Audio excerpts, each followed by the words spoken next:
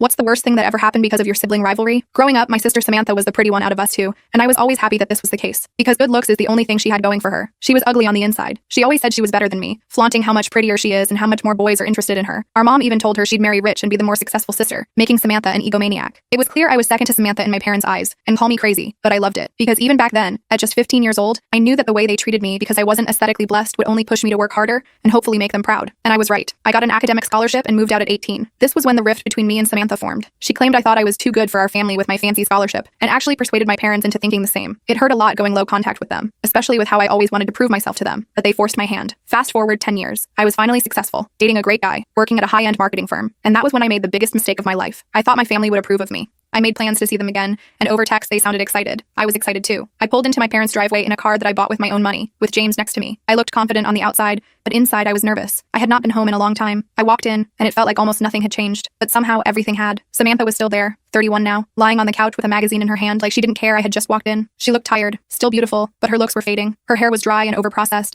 and her makeup was heavy. My parents greeted James and me, and their smiles were tight. At lunch, it got weird. Samantha barely said a word at first, and when she finally did, it was to talk about a high school modeling competition she won over a decade ago. My parents cheered her on like they used to. By evening, the energy in the house was awful. Samantha kept throwing digs at me, flat out telling me, I'm still prettier than you, and that's all that matters. She brought up how I once tripped during a school recital, and the whole room laughed at me. My parents chuckled along awkwardly. James kept giving me reassuring touches under the table. My patience was thinning. Later that night, I found Samantha alone in the kitchen. She was standing by the window, staring at her reflection, almost tearing up. I took a deep breath and did something I had been thinking about since I decided to come home. I offered her a job. I told her that my firm had a new marketing division opening, and I had pulled some strings to create a spot that I thought she would be perfect for. It came with a place to live, classes to help her sharpen her skills, and real chances to build a career. I said it gently. I made sure she knew it was coming from a place of wanting her to have something better. At first, she just blinked at me. I thought maybe she was shocked. Maybe she would cry. Maybe she would hug me. But then her face changed. She looked furious. You think you're better than me? She yelled. I was taken aback. That's when she started. She said I was still the awkward, forgettable, ugly sister underneath it all. She said James would leave me the second someone prettier came along. Her voice shook from rage. Deep down I wanted to, but for the first time in my life, I did not back down. I told her calmly that she had every opportunity handed to her on a silver platter,